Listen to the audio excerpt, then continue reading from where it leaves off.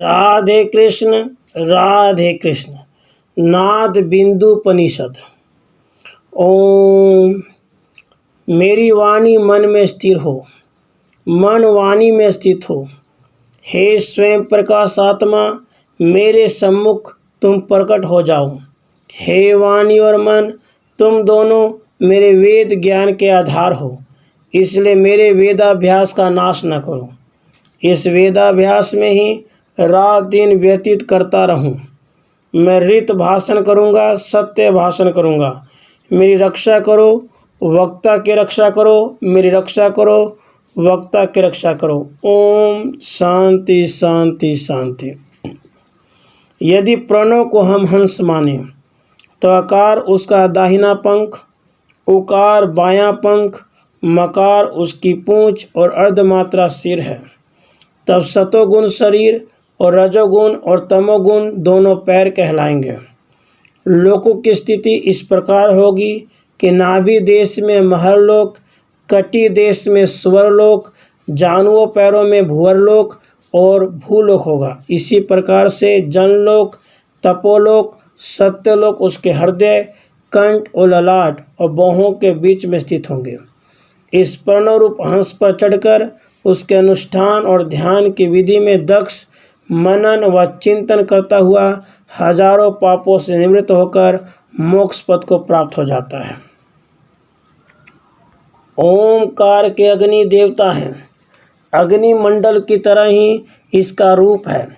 आग्नेय ही उसकी पहली मात्रा है। ओकार के वायु देवता हैं। वायु के मंडल की तरह ही उनका रूप है। वायव्य ही उनकी दूसरी मात्रा है। मकार के देवता सूर्य हैं। सूर्य के मंडल की तरह ही उनका रूप है और यह तीसरी उत्तर मात्रा है।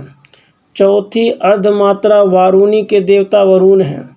इन सभी प्रकार की मात्राओं में तीन तीन सुंदर मुख हैं, इसलिए पर्णों को द्वादश कलात्मा कहा जाता है। धारणा, ध्यान और समाधि उसे जानने के साधन हैं। पर्णों की बाहर प्रकार की कलाओं में मात्राओं के नाम इस प्रकार कहे जाते हैं।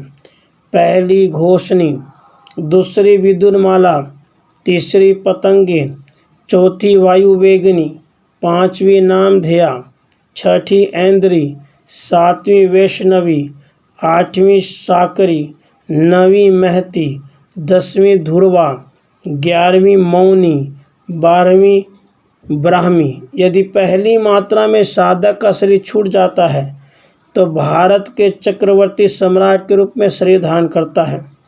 दूसरी मात्रा में शरीर छूटने पर यशस्वी यक्ष बनता है। तीसरी मात्रा में विद्याधर, चौथी में गंधर्व का जन्म मिलता है। पांचवी मात्रा में परिणत होने पर तुषित नाम के देवताओं के साथ निवास करता हुआ चंद्रलोक में विभूषित होता है। छठी मात्रा में विष्णु भगवान का पद प्राप्त होता है।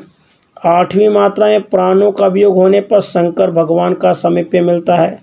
नवीं मात्रा में महरलोक, 10वीं में ध्रुवलोक, 11वीं में तपोलोक और 12वीं में साधक ब्रह्मलोक में स्थान प्राप्त होता है।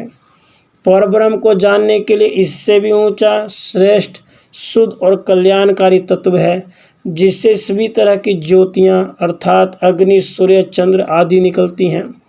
साधक की स्थिति योग युग तब कही जा सकती है जब उसका मन इंद्रियों और सत रज तम तीनों गुणों से परे हो जाता है, पर तत्व में लीन हो जाता है, उपमा रहित हो जाता है।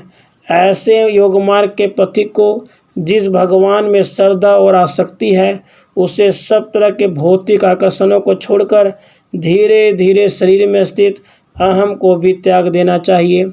यह होने पर वह सांसारिक बंधनों से मुक्त होकर कैवल्य पद को प्राप्त कर लेता है और तब वह परमात्मा का साक्षात स्वरूप हो जाता है, परम आनंद प्राप्त करता है।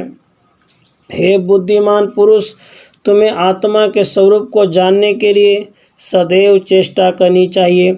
अपने मूल्यवान समय को उसी के चिंतन में बिताना चाहिए।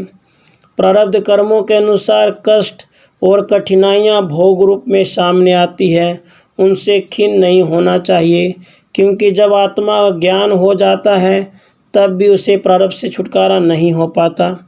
जिस प्रकार स्वप्न में दिखाई देने वाले पदार्थ सत्य और स्वप्न में जागने पर असत्य जान पड़ते हैं, उसी प्रकार तत्व ज्ञान हो जाने पर ज्ञानी की दृष्टि में प्रारब्ध कर्मों का क्षय हो जाता है।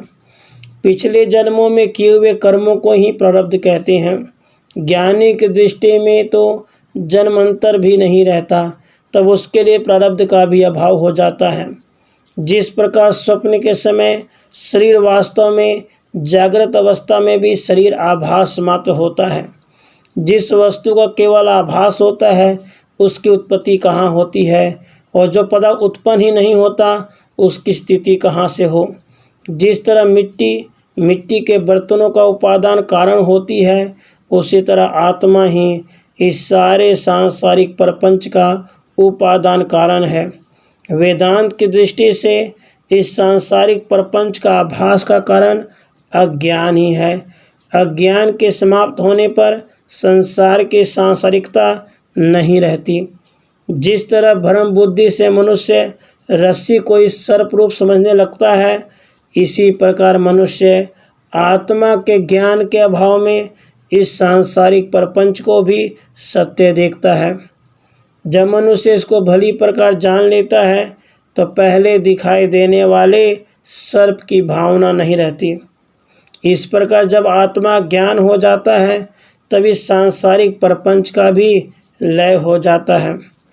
क्योंकि शरीर भी एक प्रकार का प्रपंच है, इसलिए उसके भी अभाव का अनुभव होने लगता है। इस भाव में जब साधक की स्थिति पहुंच जाती है तब प्रारब्ध समाप्त हो जाता है। अज्ञानियों को बतलाने के लिए ही प्रारब्ध की बातें समझाई जाती हैं। जिस प्रकार से बादलों के चले जाने पर सूर्य का उदय होता है, उसी तरह प्रारब्ध के समाप्त होने पर आत्मा और ब्रह्म की एकता का चिंतन करने पर कल्याणकारी ज्योति स्वरूप परमात्मा का नाद रूप में साक्षात्कार होता है। योगी को सिद्धासन से बैठना चाहिए, वैष्णवी मुद्रा धारण करनी चाहिए, अनाहत ध्वनि को दाएं कान से सुनना चाहिए। इस तरह नाद का किया हुआ अभ्यास बाहर की ध्वनियों को ढक लेता है। इस तरह आकार और मकार के दोनों पक्षों पर विजय प्राप्त करके धीरे धीरे प्रणव को जीते। इस प्रकार करने पर साधक तुरीय पद को प्राप्त कर लेता है, अर्थात आत्म साक्षात्कार कर लेता है। जब पहले पहले यह अभ्यास किया जाता है तो यह नाद कई तरह का होता है, बड़े जोर से सुनाई देता है, परंतु अभ्यास बढ़ जाने पर नाद धीमे से हो जाता है। शुरू में इस नाद की ध्वनि नदी, झरना, भेरी, मेघ और समुद्र की तरह होती है। इस तरह से ध्वनि धीमी से धीमी होती हुई कई तरह की सुनाई देती है। भेरी आदि की ध्वनि सुनने पर उसमें धीमे से धीमे नाद का विचार करना चाहिए। साधक को चाहिए कि यह धीमे से घने और घने से धीमे नाद में जाए और मन को इधर उधर भटकने न दे। मन का स्वभाव यह है कि पहले धीमे या घने जिस नाद में वह रुचि लगता है उसमें स्थिर हो जाता है और उसी के साथ वह विलीन भी हो जाता है। जब मन समस्त सांसारिक प्रपंचों को भूल जाता है तो जिस तरह दूध में पानी मिल जाता है, उसी तरह इस नाद के साथ एक होकर उसका चिदाकाश में लय हो जाता है। संयमी पुरुष को चाहिए जिस नाद में मन लगे उस नाद को सुनता रहे, उसी का चिंतन करता रहे। चूँकि नाद में चित्त विलीन हो जाता है, इसलिए समस्त चिंताओं को छोड़कर समस्त चेष्टाओं को त्याग कर उस नाद की खोज करनी चाहिए।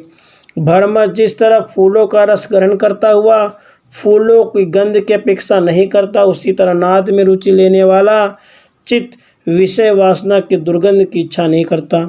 जिस तरह से सर्प नाद को सुनकर मस्त हो जाता है, उसी तरह चित्त उस नाद में आसक्त होकर सही प्रकार के चपलताएं भूल जाता है। जब वह संसार की चपलताओं को भूल जाता है तो उसमें एकाग्रता आने लगती है और वह इधर उधर के विषयों की ओर नहीं भागता। विषय वासनाओं के वन में घूमने वाला मन रूपी हाथी नाद के अभ्यास रूपी तेज अंकुश से ही काबू में आ जाता है। यदि हम मन को हिरण और तरंग की संज्ञा दे तो यह नाद उस हिरण को फांसने के लिए जाल का और तरंग को रोकने के लिए तट का काम देता है। नाद के प्रणव में संलग्न होने पर वह ज्योति में होता है। उस स्थिति में मन का लय हो जाता है। उसी को विष्णु भगवान का परम पद कहते हैं। मन में आकाश का संकल्प तभी तक रहता है जब तक कि शब्द व बोल सुनाई देते रहते हैं। शब्दों के न रहने पर वह परमात्मा का अनुभव करने लगता है। नाद के रहने तक ही मन का अस्तित्व रहता है। मन के अमन होने की स्थिति तब आती है जब नाद धीमे से धीमा हो जाता है। शब्दों में याद किया हुआ नाद अक्सर ब्रह्म में लीन हो जाता है। जब नाद में शब्द दिखाई दे तो भी यह समझना चाहिए यही परम पद है। जब नाद की खोज करने पर विषय वासनाएं दग्ध हो जाती है तो निश्चित रूप से मन और प्राण का परब्रह्म में लय हो जाता है। यूँ कहना चाहिए हजारों नादों व हजारों बिंदुओं का उस ब्रह्म प्रणव नाद में लय हो जाता है। निस्संदेह ही यह योगी मुक्तावस्था में माना जाता है, जो जागृत स्वप्न सुषुप्ति तीनों अवस्थाओं से परे हो जाता है।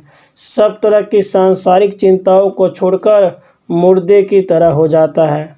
वह शंख और दुंदुभी के नाद को कभी भी श्रवण नहीं करता। मन के अमन होने की स्थिति आने पर मन शरीर में रहते हुए भी लकड़ी की तरह जड़ हो जाता है। उसे फिर सर्दी गर्मी सुख मान अपमान की अनुभूति नहीं होती।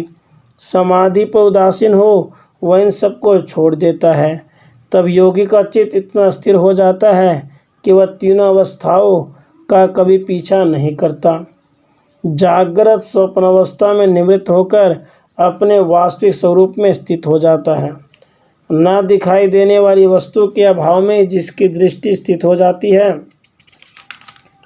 चेष्टा के अभाव में जिसकी वायु स्थिर हो जाती है, आश्रय के अभाव में जिसके चित्त में स्थिरता आ जाती है, उसी योगी को ब्रह्म प्रणव नाद की तुरीय अवस्था में पहुंचा हुआ समझना चाहिए। राधे कृष्ण राधे कृष्ण।